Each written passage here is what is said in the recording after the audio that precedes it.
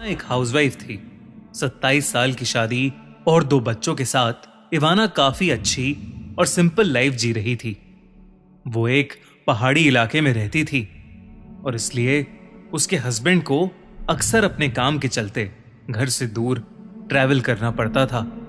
और जब उसके बच्चे बाहर पढ़ने चले गए तो इवाना को रात में अकेले रहने की आदत सी पड़ गई थी। एक रात करीबन 12:30 बजे इवाना के घर की बेल बजी। इवाना थोड़ी सहम गई क्योंकि उसके इलाके में इतनी रात को कभी कोई किसी के घर नहीं जाता था। इवाना घर के मेन डोर तक पहुंचकर गेट की जाली से बाहर देखने लगी, लेकिन गेट के बाहर उसे एक छोटी बच्ची दिखी। उस बच्ची ने फटे पुराने कपड़े पहने हुए थे और उसके बाल बिखरे पड़े थे। उस बच्ची के हाथ में एक प्लास्टिक की खाली बोतल थी। इवाना को इतनी रात में एक छोटी बच्ची का गेट पर आना काफी अजीब लगा, तो इवाना ने बच्ची से पूछा कि वो कौन है और इतनी रात को वो उसके घर पर क्या कर रही है। वो छोटी बच्ची इवाना को पानी की बोतल दिखाकर कहने लगी कि वो प्यासी है और उसे पानी चाहिए। ये कहते ही उस बच्ची ने रोना शुरू कर दिया। उसने इवाना से कहा कि उसने सुबह से पानी नहीं पिया है। एक छोटी बच्ची को रोता देख इवाना को उस पर तरस आ गया। उसने दरवाजे को हल्का सा खोलकर उस बच्ची से पानी की बोतल ली और उसे इंतजार करने को कहकर अंदर पानी भरने चली गई। कुछ ही देर में इवाना पानी की भरी बोतल लेकर वापस आई तो उसने देखा कि गेट पर अब कोई भी नहीं है।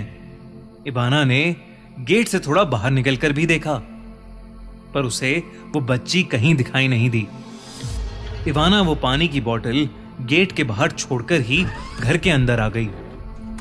उसे ये सब अटपटा तो लगा, पर उसे बहुत तेज नींद भी आ रही थी, इसलिए वो फिर से बेड पर जाकर सो गई।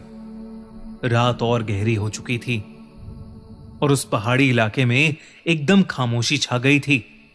इवाना आराम से सो रही थी, लेकिन फिर उसने एक करवट ली और उसका पैर बेड पर पड़ी किसी चीज पर जा लगा। जब उसकी आंख खुली तो उसके होश ही उड़ गए। उसके बगल में वही फटे कपड़ों और बिखरे बालों वाली छोटी लड़की लेटी हुई थी, जो इवाना को देखकर हंसे जा रही थी। ये देख इवाना का दिल दहल गया और वो घबराहट में चिल्लाती हुई बेड से उठ खड़ी हुई। उसकी चीख सुनते ही वो लड़की वहां से भागकर किचन की ओर चली गई। इवाना को उस लड़की पर बहुत तेज गुस्सा आया कि वो लड़की बिना उसकी इजाजत के उसके घर में कैसे घुस आई। इवाना गुस्से से उसके पीछे पीछे किचन में भागी, लेकिन वहां कोई नहीं था। इवाना को लगा कि वो लड़की शायद वहीं कहीं छुप गई है। वो धीरे धीरे किचन की सारी अलमारी चेक करने लगी, लेकिन वो लड़की किसी अलमारी में भी नहीं थी। इवाना को कुछ समझ नहीं आ रहा था, लेकिन अब जो होने वाला था उसका तो उसे बिल्कुल भी अंदाजा नहीं था। अचानक किचन की लाइट्स फ्लिकर करने लगी और किचन की सारी अलमारियां खुल बंद होकर बजने लगीं। अलमारी से एक एक करके सारे बर्तन नीचे गिरने लगे। एक चाकू तो इवाना को लगते लगते बचा। इवाना शॉक्ड थी और सुन्न होकर अपने सामने घट रहा वो अजीब हादसा देख रही थी। कुछ मिनटों बाद ही अलमारियों का बजना बंद हो गया था, लेकिन घर की लाइट्स अभी भी फ्लिकर कर रही थीं। अचानक किचन सिंक से काले रंग का पानी नाली से ऊपर निकल निकल कर आने लगा और तभी इवाना को अपने पीछे से उस छोटी लड़की के हंसने की आवाज आई।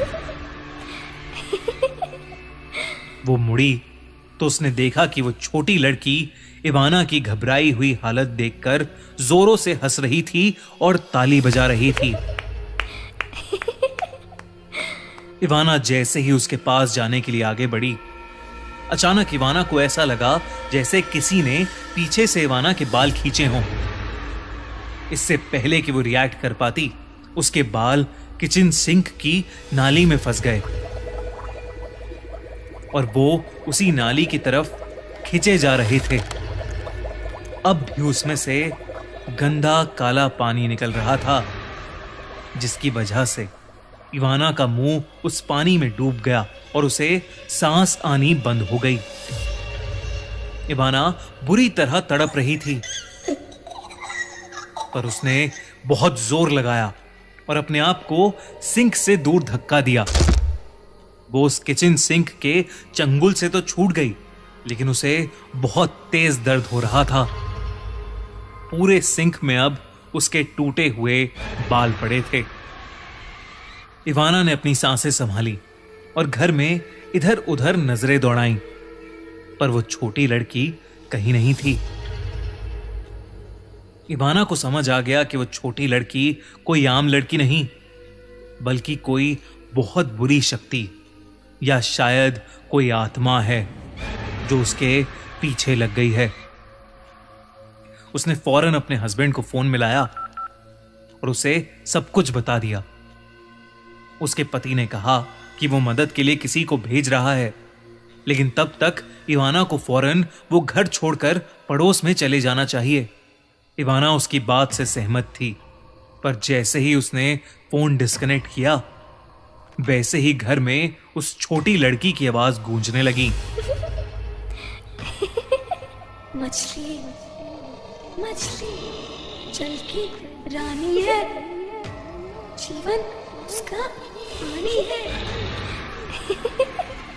हाथ लगाओगे तो डर जाएगी, बाहर निकालोगे बाहर निकालोगे तो मर जाएगी। और अचानक वो लड़की इवाना के सामने आ गई और उसका गला घोटने लगी। तभी इवाना के दरवाजे की घंटी बजी और जोर से दरवाजे पर खटखट हुई। उसके पड़ोसी उसकी चीखें सुनकर वहां आ चुके थे, पर वो छोटी लड़की अभी भी इवाना का गला घोट रही थी। तभी एक हट्टे कट्टे पड़ोसी ने दरवाजा तोड़ दिया और वो सब अंदर घुस गए और उन्होंने देखा कि इवाना के गले पर लाल निशान है और वो खांसे जा रही है। वो छोटी लड़की पड़ोसियों के अंदर आते ही कहीं गायब हो चुकी थी। इवाना के पड़ोसियों ने उसे पानी पिलाया और उसे शांत कराया। उस रात से करीबन हफ्ते भर पहले ही इवाना और उसका परिवार कहीं घूमने गए थे।